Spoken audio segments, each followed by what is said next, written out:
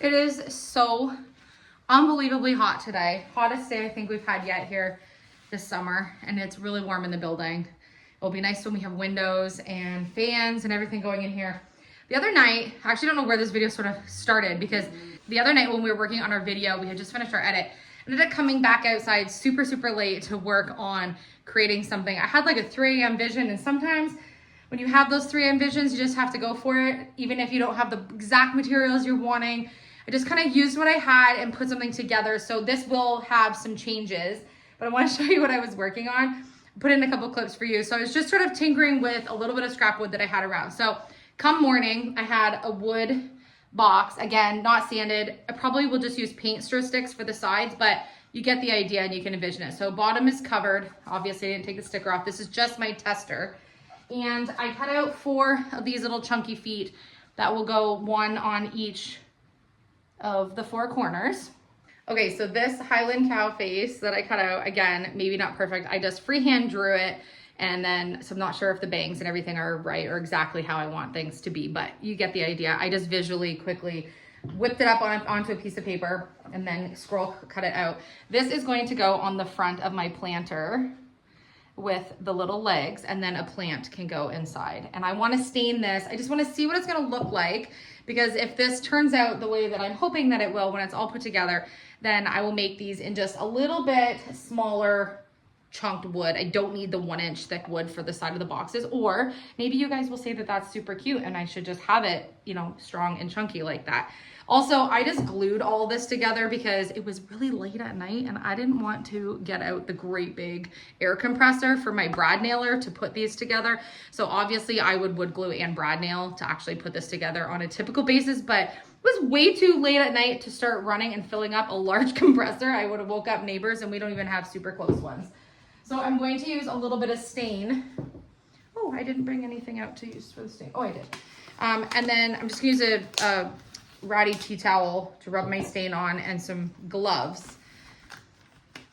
Okay, last time I stained, a glove breached a hole and I had a stained hand for days. So I'm hoping that this time it doesn't do that. But I'm just gonna use some early American stain. I actually found this really ratty jug in the garage because I think I'm out. But that's okay. We're gonna make this happen and see what it looks like. And then you can be the judge on if this is something I should have in the farm shop.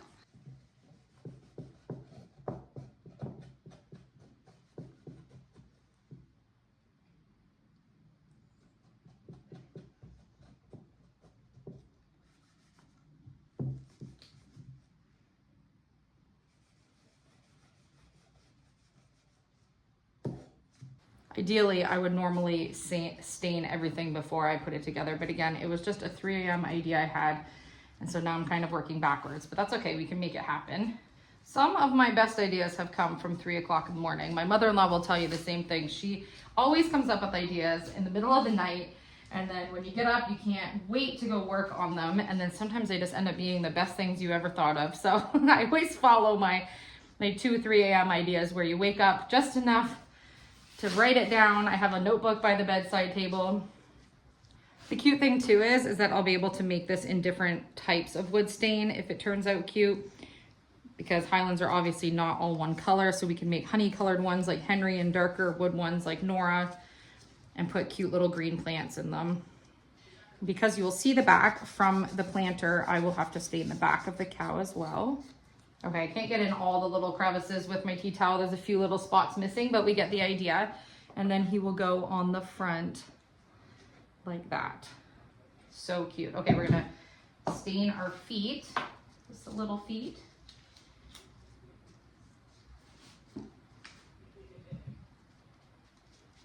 If you listen carefully, you can hear Henry and Nora in the background because they're right here when I'm working in the farm shop. Okay, I'm going to glue the feet on and then adhere the cow face to the front. I think I'll put the face on first.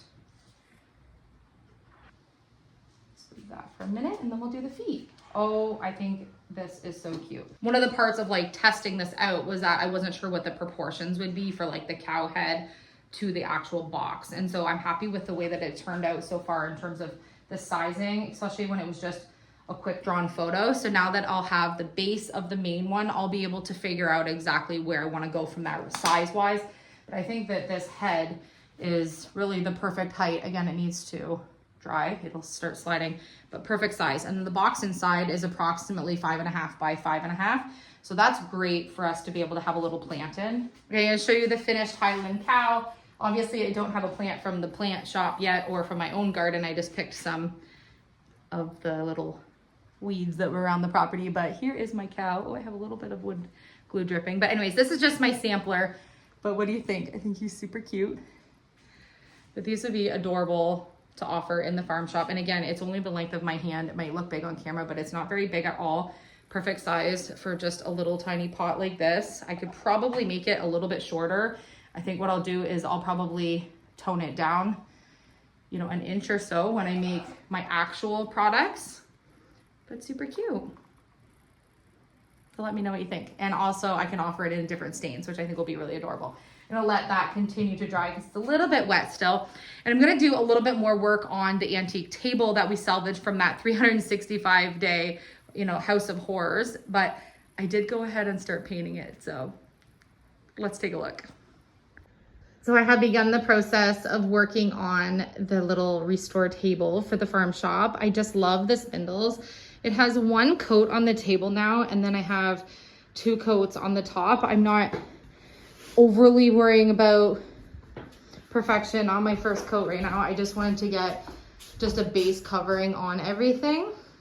I hesitated on whether or not to paint this or not. I did do a poll on my Facebook being like, should I or should I not paint it? And after I stared at it for a really, really long time, I thought, you know what?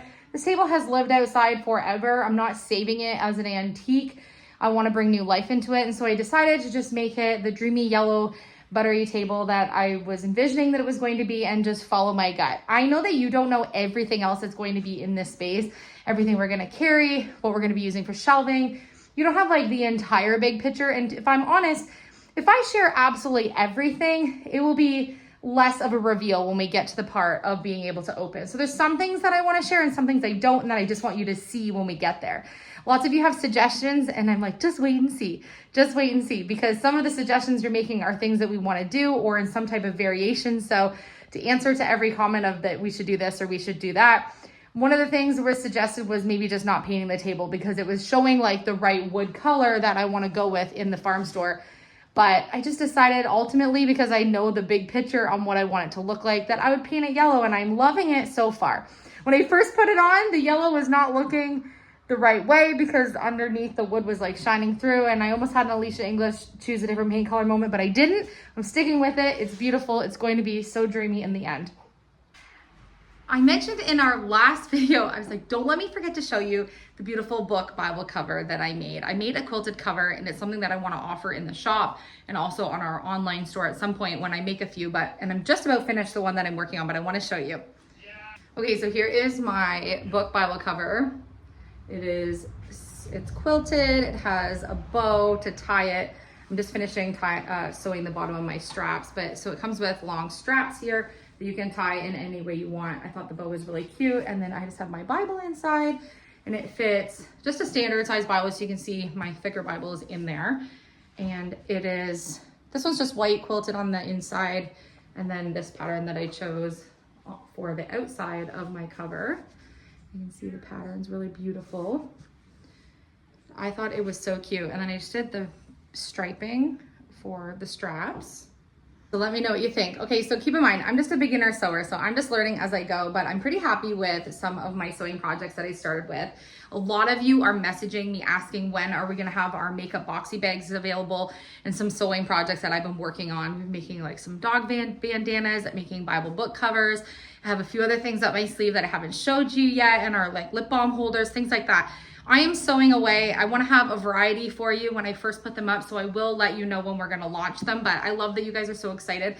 But please keep in mind, if you do purchase any of our projects like this, that I am a beginner sewer, so I'm not, haven't been sewing for 30, 40 years. I'm not an elite sewer, but I think I'm doing a really good job. I've had Philip's mom looking over my projects and just making sure that I'm like on par with like where I should be at for my projects, but I'm pretty happy and I'm proud of them. And actually, as part of sort of like my life reset and making some changes that we've obviously been doing around the farm and things, I know a lot of you have been commenting that you're so happy that I have found something that I can do that I really am enjoying, that's more like sitting, less labor intensive in terms of like, I'm not, up on a roof building something or, loading large labor types of things. So it's a project that I can work and really enjoy. It actually really stimulates my creativity because I really like to be able to bring things to life and like have an idea and then make it happen, and then learning the steps along the way. But the way that I learn is by doing. I don't learn necessarily by someone teaching and showing me. So I'm just being completely self-taught right now. And I do know that I have Philip's mom down the road if I get stuck at a point that I can't navigate on my own from researching. And she's more than happy to help me. She would be teaching me how to do everything, but I just need to self-teach myself. She understands because she learns things very similarly the way that I do. So even though she's my mother-in-law, we're very similar in the way that we do particular things. And so I know she understands that I just kind of need to self-teach myself, but I know she's there if I need any help. But so yeah, I just have to finish sewing off the ends of my straps because I was so excited to show you. I didn't even finish those, but there you go. So I just have my Bible in there and it's super cute, but this would be so great just you could put a couple of your books in here. Hardcovers fit because it's nice and thick. I'm excited about it. And again, I'm having so much fun just using upcycled fabric. I'm not buying expensive fabric at the fabric store. I am sourcing out some vintage fabrics, just thrifted and secondhand and like marketplace, things like that I can use for my project. So anything that you get from me will be from upcycled materials, which I think is just much more like sustainable and more fun way for me to do it. I could walk into a fabric store and buy fabric if I wanted to. But I think this is just a really nice way to be able to use. There's so much mass produce of everything out there, and why not use fabric that is so beautiful? Look at the beautiful fabric. And I'm having fun picking the colors of stitching that I'm putting on projects, and that all just, works with my creative brain. So this is definitely a hobby that I'm going to stay with because it's just fueling my creativity and I'm loving every second of it. And again, I've wanted to, but didn't stop and slow down enough to like sit down and see if I would enjoy it. But I'm really loving it. So Bible book covers coming soon. I thought maybe I might do like an apple leaf cross or something on the front because this one is mine, but I haven't decided yet. So I'm just going to leave it as is for right now.